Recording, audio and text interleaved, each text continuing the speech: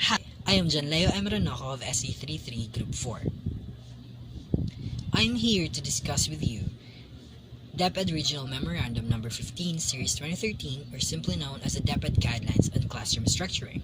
Unlike what many people believe, classroom structuring is an integral part of learning. It is through classroom structuring that we are able to create an environment that is suitable for learning for our students. We have four fundamentals in classroom structuring, namely, we have safety, mobility, inclusivity, and conduciveness. All these four must be attained in the structured classroom. Safety refers to how the student feels protected within the classroom. Mobility refers to how the student can move freely in the classroom, if they can interact with one another without problem. Then we have inclusivity, wherein all the different needs, the individualized needs of the students, regardless of gender, culture, and religion, are catered to. Then we have conduciveness, referring to how the lights are. Is it dim? Is it bright? Is it enough? How well ventilated the classroom is? And all those sorts. All these four must be attained in a structured classroom, or our students would have trouble learning. We as teachers should prioritize creating an environment that is suitable for our students' learning. We, as the facilitator of learning, should do our best to ensure that our students feel safe, are able to move, feels accepted and included, and most of all, they have a conducive environment wherein they can learn freely and healthily. Once again, I am Janlea Emranoko. Physical classroom. What it means when we say physical classroom. So, the whole design and the arrangement of a classroom and its learning centers is actually what is referred to as physical environment or physical classroom. And teachers organize the environment, spaces, furnishings, and materials to enhance each child's learning possibilities and involvement. Teachers believe that a well-defined physical organization and appearance in a classroom would most likely lead students to having a good learning environment phase. The classroom space is very essential in a way, and its effectiveness should be increased. Every space should have its value and best use when each of it is being arranged in the classroom. The classroom's layout allows the learners to advance their thinking on what will be the next activity in every location. In this way, this increases their participation, which will improve their performance. Here's our physical classroom layout. This classroom layout will provide students with a safe and a secure environment. The size of this classroom has been considered enough for the number of students occupying the classroom. We make sure that the classroom must be properly structured and decorated to ensure that learners are in an environment that is favorable to their learning. We have first the entrance door of the classroom, which is located at the right side, which has a signboard of the teacher's name, grade year level, and the section he or she is handling. Then, upon entering, the two classroom chalkboards are noticeable in front. There is a clock in between of these chalkboards, and a framed portrait of the President of the Philippines is displayed near above of the clock, while the mission and vision and Panatang Makabayan ng Lupang Hinirang are located above the chalkboards. In the left part of this area, the attendance chart and the class progress are seen there near the door. After which is the demonstration table. From the demonstration table in the center, in front of it are comfortable chairs for learners. Two students can occupy one table, and each student has enough space to do his or her seat work. This type of arrangement is kind of flexible for learners, especially for activities and group works to be held. Okay, so to continue, the entrance door of the classroom is located at the right side corner and the window next to it. There is also a noticeable wall fan above, and we think that it is somewhat more convenient and safer rather than a stand fan to avoid students playing with it, which might cause an incident to happen. It is also to be followed by another window and an exit door. Now, the flower pots in the two corners of the classroom inside the classroom are noticeable for at least to include other living things in the classroom. And in this corner, in this left area, there are windows and a wall fan in between which are aligned to the other side. Next is the mirror located here near the windows, which is not harmful for students. And following the health corner containing the hygiene kit, first aid kit for just in case there is an emergency towards minimal health problem. And of course, following in this area, the comfort room is also located here, which is convenient for students, teachers, and even visitors. Now, in the bottom area of this layout or the backward area of the classroom, the separated trash cans are placed in the first corner. And in this way, students would learn to segregate the biodegradable, non-biodegradable, and the recyclable ones. Now, next to it is the utility closet where students could learn to maintain the cleanliness of their classroom and organize things after cleaning it regularly. And also the library area where students could use their spare times by reading or by studying. And next to it is the teacher's table, which is in its best area or place to monitor the students in front. And lastly, the bulletin board area where the relevant information and important ideas, details, and the topics tackled in the class, and also the students' work such as their paper exams, drawings, quizzes, posters, and such. All of it are seen in bulletin board area. All of it are seen there before students or visitors exit the classroom. And lastly, once again, this is our physical classroom layout. We are confident and we believe that everything inside this classroom is in their best and proper placements. We have decided to put everything in a place for students to have a conducive learning environment and setting. And this is all well structured so everyone would participate and nobody would feel behind, that everyone should feel they are included in all forms and in all aspects. Thank you. What is bulletin board? Bulletin board is a board that is usually attached to a wall in order to display notices and give information about something. It is one of the most important classroom components because aside from serving multiple purposes, it's like another teacher in the room. Just like a teacher, it imparts information, it facilitates communication, it encourages participation, it supports instruction, and it reinforces desired behavior. Why does a classroom need a bulletin board? Bulletin board reflects a class's identity. Bulletin boards that make learning visible in the classroom demonstrate what we value, provide opportunities for reflection, assist learners in making connections within and across subject matter, and contribute to a shared public body of knowledge. It can also help students to feel like they are part of a learning group. What are the elements of a bulletin board?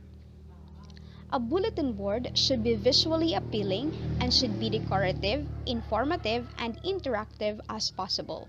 Hence, the color must be eye-catching. Yellow, for example, is applicable because it captures and maintains attention. It encourages creativity and it creates positive feeling. The bulletin board should also be associated with a theme, so the color would depend on it. It is very important that the bulletin boards should be changed monthly to reflect the current season, holidays, or classroom lesson plan.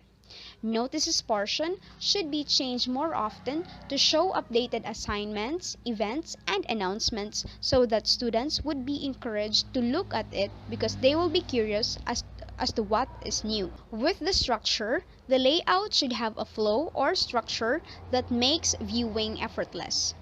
As for the size, there is no required size but common width is 4 feet and the length is 7 feet or 18 by 24 inches.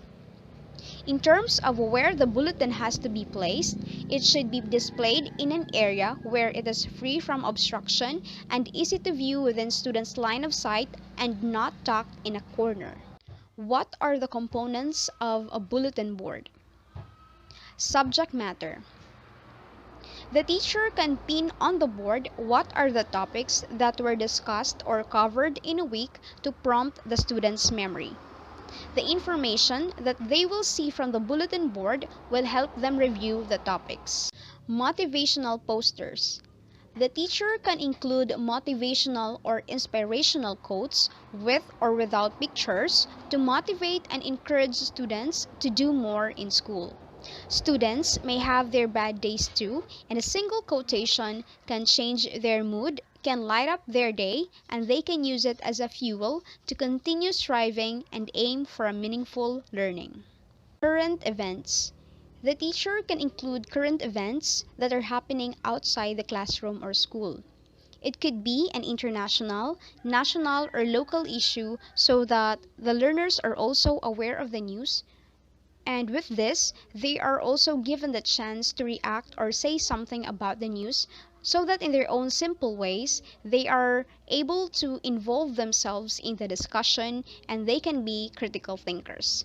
This would help the learners become active members not just in the classroom but in the community or world at large.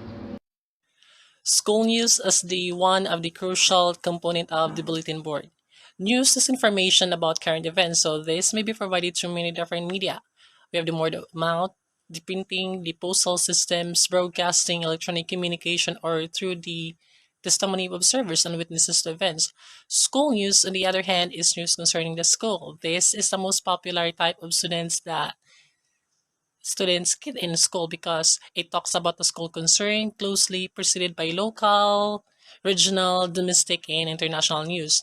Now, the school news can be an educational resource by teachers because it helps their students to develop a better understanding of the school culture, community linkages, and organizational leadership. Thus, it further cultivates the critical thinking, reading, and writing skills, as well as clarify and develop decision making skills. Now, why is it important and how does it affect our daily lives? Now, news is important for a number of reasons within the society, mainly to inform the public about the current events that are around them and may affect them. Um, School news, just like any other type of news, they provide information, education, and even entertainment to the public. They also have an impact on how individuals see the world and may cause them to alter their perspectives. Then moving on, we have daily cleaners. A school is a place for education and it's also a place where students can socialize and develop skills that will help them later in life. When it comes to making sure as a safe environment, so the importance of cleanliness in school cannot be overlooked. So one way to ensure that your school stays clean is to enlist the help of students. So as a teacher, a clean classroom will make learning a much more pleasant experience for all. So this system works very well for students. So you will find that by using this system, you will have a lot more instructional time. So it also instills good cleaning habits in your students, simultaneously teaching them responsibility. And speaking of cleanliness, so you don't need to ask students to scrub the floors, but simple tidying up will do. So that said, you have to task each student or group each student with one easy thing that they can do daily that will ensure your classroom stays organized. Remember, clean schools equate successful schools and clean schools prevent disease. And preventing disease matters because health matters. Now moving on with class achievers. The notatively achiever is someone who achieves success, especially through effort. Hence, class achievers is an honor roll posted to the public. So the purpose of such is to provide students recognition for academic achievement for a particular grading period or semester. Recognition may include the award of honor roll certificates and honor rolls, and may even publish at times in the school newspapers. Now, by providing a class list of achievers, it raises students' confidence in their work ability, and it makes them feel proud of their accomplishments. And this list also empowers the not so less performing to be conscious of their performance, and eventually it will serve as their motivation to perform better next time. Being an achiever or top notch is part of the greatest milestones as a student for a lifelong learning. Now, finally, we have class rules as our last crucial component in our bulletin board. So, rules establish some sort of parameters for how we act and interact in the classrooms. Thus, it sets boundaries on behavior that will create a condition for learning. So, classroom rules are the foundation for a functional and successful classroom in any setting. So, rules vary from procedures as they determine what the classroom looks like, what type of behavior is acceptable and encouraged, and help students work towards a common goal. Now, as a teacher, we come to ask questions such as how many classrooms should we have? So, according to studies, it is ideally advised to devise 4 to 6 rules. Usually, at least 3 or 4 regulations are needed, and more than 6 become difficult for students to remember, and it tends to become redundant of the previous one. So that's why, as a teacher, you have to avoid restating rules that are school-wide regulations and expectations. Now, here are sample classroom rules. So, number 1, you treat others as you would like to be treated. Number 2, healthy debates are natural, but kindness is required. 3, be responsible for your own learning. 4, come to class and hand in assignments on time. Now, these sample rules are ideally structured in nature because it is a combination of regulations and expectations of teachers for his or her students. So that's all about class rules. Now, in summary, bulletin boards or display boards have always been an attention getter by teachers to brighten up their classroom, introduce new topic, elicit feedback, reinforce information, and so on. For a while, there's no definite thing to include specifically in your own display board, but there are some criteria that will help you make the best one for your own classroom. The elements and crucial components, depending also on the type of display board you want to create, should meet your target goal of mind for your students. Hence, the skillful application of the elements thereto, such that of the theme per se, creates a powerful presentation and thereby making students to excel later on. So that would be all about bulletin boards. Thank you for listening. Hi, I'm from Group 4. In this video, I'll discuss our virtual classroom design on developing the design and choosing the right color for our virtual classroom. What is a classroom? A classroom, also known as a schoolroom, is dedicated primarily to teaching or learning activities.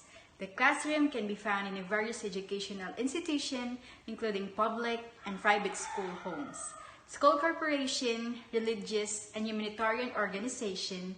The classroom tries to provide a safe space for learning without distraction. As you can see, this is the whole structure of our virtual classroom.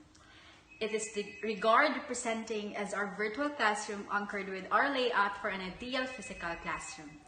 This virtual classroom design offers a semi-realistic classroom structured to create a conducive learning environment for students. Our standard classroom setup allows teachers to teach students with enough conduciveness for such learning and growth. So the picture presented is the front view. The front view allows students to look straightly upright to the front, ready for the discussion to listen. So in this view, students could see everything in front. We have the chalkboards, the frames, and also containing the mission, vision, core values, and the photo frame of the presidents. Most importantly, students can see the demonstration table used by the teacher while instructing and discussing in the class. In the second slide, our back views allow everyone to see everything at the back. One can see the mini library and the teacher's table, the bulletins board, and likes. The back view, the same as the front view, offers one to see the whole class in the broader picture. So there, you can see a teacher sitting back, watching, and taking notes. In the back, we have the bulletin board, the teacher's table, the mini library, the utility closet, and the trash bin. The bulletin board is located in the rear part of the classroom and right next to the exit so that the students and the visitors can see the bulletin board right before the exit. They can look at the bulletin board and what are the achievements of the class. And we have the teacher's table right next to the bulletin board so that the teacher can have a better view of the classroom from the back. And so the teacher can also monitor who goes in and out of the classroom. Right next to the teacher's table, we have the mini library. The mini library offers a chance for the students to read and to broaden their mind with books. Through the mini library, the students can have their own time and their own luxury time to read about many things that they are interested on that are located in the mini library. Then, right next to it is the utility closet. The utility closet will contain the brooms, the dustpans, and all the utility necessities required for cleaning the classroom. The utility closet, being in the rear end of the classroom, right next to the trash bin, offers a chance for the student to clean themselves or to clean the classroom with no hassle. Right next to it is a trash bin which they can use to throw the trashes after they clean the classroom. And then we have our left and right view. This views allows everyone to look left and right, so one can see if everything from the left and right sides balances each other. That means to say everything is put accordingly. In summary, our virtual classroom is ideal physical classroom where of course everything comes alive is derived from layout itself. Our virtual classroom is ideal structured in nature, so it is satisfying from DepEd Memo for ideal classroom for K-12 specifically. That would be all. Thank you.